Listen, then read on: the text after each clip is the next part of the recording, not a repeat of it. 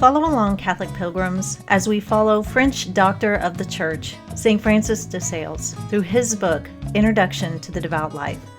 Tune in as we read through this practical guide for living out the Catholic faith well. Hello, Catholic Pilgrims. Welcome back to another beautiful day with St. Francis. Today we are covering chastity, so you may want to be wary of having younger ears present. I mentioned before that my master's is in applied behavioral science, where I specialized in studying sexual violence crimes. And it would be an understatement to say that I have dealt with unchastity on unprecedented levels. It isn't pleasant, I can tell you that. Sexual impurity has always been around, so it's nothing new. What is new is the level at which chastity is scorned and ridiculed. In fact, being impure is not only encouraged, but celebrated and promoted on levels we've never seen before. Consequently, this means that I had to deal with the fallout. And rarely do people have to deal with the fallout, and so they just brush it off. Most people do not have to deal with the lives that have been destroyed by a world that has encouraged people in sexual impurity. And one of the reasons that people don't have to deal with it is because our culture tells people these lies, and then when people are broken and battered because of believing the lies, well, we don't want to listen or help because it makes us uncomfortable. St. Francis is going to talk to us today about chastity, and it's a subject very near and dear to my heart. Let's open to chapter 12 of the third part. Chapter 12, the necessity of chastity. Chastity is the lily of the virtues. It renders men almost equal to the angels. Naught is beautiful save through purity, and the purity of men is chastity. We call chastity integrity, and its opposite corruption. In short, it is its own peculiar glory to be the white and beautiful virtue of both body and soul. There are certain bodily pleasures which may not be indulged in save in lawful marriage, the sanctity of which by a just compensation repairs that which is impaired by enjoyment. Even in marriage, we must preserve our uprightness of intention, so that if there be any inordinateness in our pleasure, at least our will may be entirely upright. As the first step to this virtue, beware of admitting any kind of bodily pleasure which is forbidden and prohibited, as are all those which are enjoyed out of marriage, or within it, if contrary to its rules.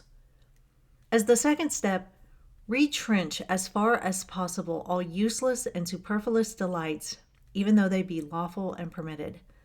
Thirdly, do not fix your affections on the pleasures which are ordained and permitted, for even if they follow from the end and purpose of holy matrimony, yet you must not attach your heart and mind to them. In truth, everyone greatly needs this virtue. Those who are in widowhood should have a courageous chastity, which can not only despise present and future objects, but can resist the imaginations which may be produced in their minds by the past delights of marriage, which render them all the more liable to the wiles of impurity. Thus St. Augustine admires the purity of his beloved Alypius, who had altogether forgotten and despised carnal lusts, in which nevertheless he had indulged in his youth. And in truth, whilst fruits are whole and entire, they may be preserved, some in straw, some in sand, others in their own foliage. But once touched, it is nearly impossible to keep them preserved in honey and sugar. Thus chastity, which is as yet no way wounded or hurt, may be preserved in many ways, but having once been meddled with, nothing can preserve it except a perfect devotion, which is, as I have often said, the true honey and sugar of the mind. Virgins have need of a very simple and tender chastity, banishing all manner of curious thoughts from their hearts and despising all impure pleasures with absolute contempt.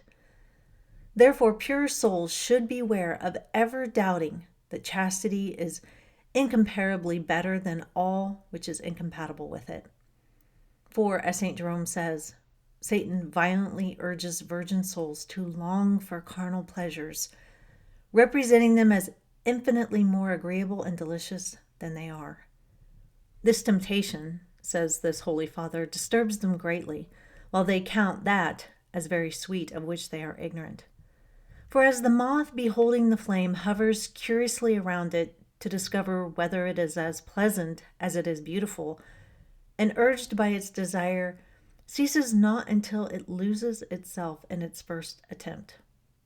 Even so, youth often allows itself to be so possessed by the false and foolish esteem it entertains for these delights, that after sundry inquisitive thoughts, it finally ruins and loses itself therein, being thus even more foolish than the moth, for it has some reason for believing that the fire which is so beautiful will also be pleasant. But the others know that what they seek is utterly impure, and yet still overvalue the foolish, brutal delight. As to those who are married, it is quite true, although the mass of men cannot perceive it, that they stand greatly in need of chastity, for in them it lies not in total abstinence from carnal pleasures, but in self-control amidst pleasures. And just as to my mind there is more difficulty in the precept, be ye angry and sin not, than in be not angry, and that it is easier to avoid anger than to regulate it, so it is easier wholly to abstain from carnal lusts than to be moderate amid them. Undoubtedly, the holy freedom of marriage has a special power to extinguish the fire of concupiscence, but the weakness of those who enjoy it easily passes from that which is permitted to that which is forbidden, from use to abuse. And as we see many rich men who steal not from need, but from avarice, so we see many married people exceed their due limits through mere intemperance and lust, notwithstanding the legitimate object at which they might and should stop, their concupiscence resembling a wandering fire which goes singeing here and there without fixing anywhere. It is always dangerous to take violent drugs, for if you take too much, or if they are not duly prepared, you will receive great damage thereby.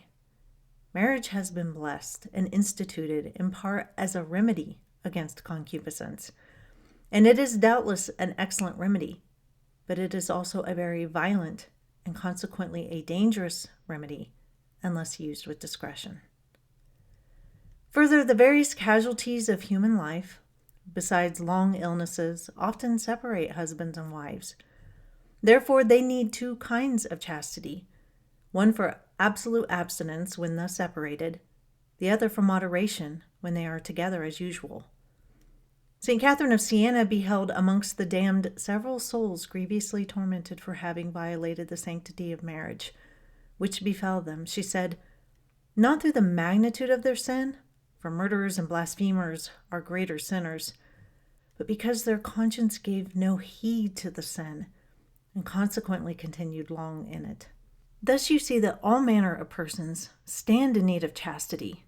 Follow peace with all men, says the apostle, and holiness, without which no man shall see God. And by holiness he means chastity, according to both St. Jerome and St. Chrysostom. No, assuredly, without purity no man will see God, and none who is not of a clean heart shall inhabit his holy tabernacle. Our Savior himself has said that all dogs and impure persons shall be banished thence, and blessed are the clean of heart, for they shall see God. When we were living in Turkey, my husband was commander of a squadron there that supported the NATO base nearby. So because his squadron supported NATO, we saw all incoming military members for the Air Force, Army, and also military members from other NATO countries. I enjoyed being at the squadron each day, so I often met a lot of the new people coming in. One day I was sitting over at the squadron, and a new Army guy came in.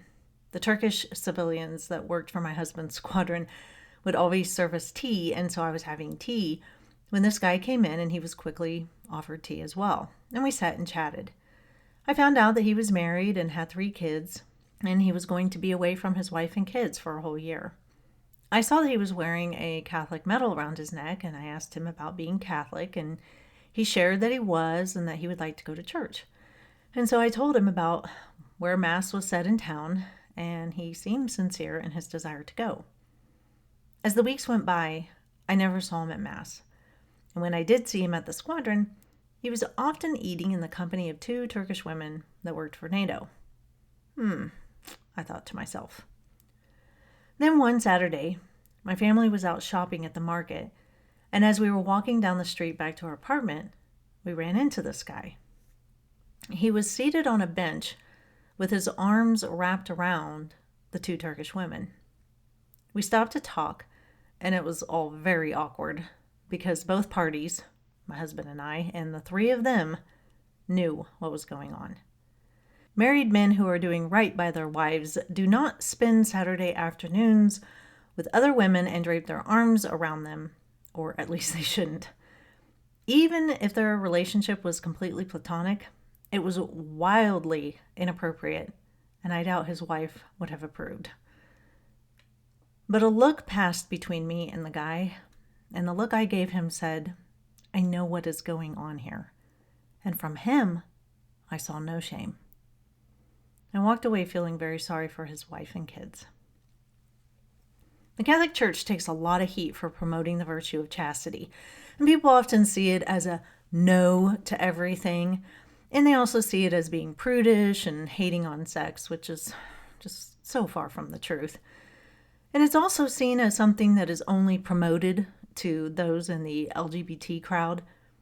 But the truth is, there is no virtue that is just for one group of people.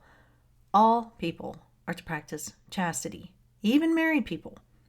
Married people don't have to practice abstinence, except, quote, absolute abstinence when they are separated, unquote. But married people still do need to practice chastity. Not everything is permitted in marriage. St. Francis reminds everyone that, quote, there are certain bodily pleasures which may not be indulged in, save in lawful marriage, unquote. And he goes on, quote, beware of admitting any kind of bodily pleasure which is forbidden and prohibited, as are all those which are enjoyed out of marriage or within, if contrary to its rules, unquote. The guy in Turkey was not free from his commitment to his wife just because they were going to be apart for a year. He was not justified in his actions whatsoever because it disregarded his vows, his wife, his marriage, and his honor. And he was also using the other women, which is disgraceful. Now, most of you listening will say, well, I'm not that guy. I think the important thing to remember is that within our culture, it is very easy to slip into impure actions. Watching impure movies, reading impure books, listening to impure songs, watching pornography, even if occasionally lusting after others, are all things that we need to check ourselves on and correct if they are a problem. Chastity is for all of us Catholic pilgrims. St. Francis reminds us, quote, naught is beautiful save through purity, and the purity of men is chastity, unquote. So let's have beautiful hearts and minds. That is all for today. I'll see you back here soon, and until then, live the faith boldly and travel well.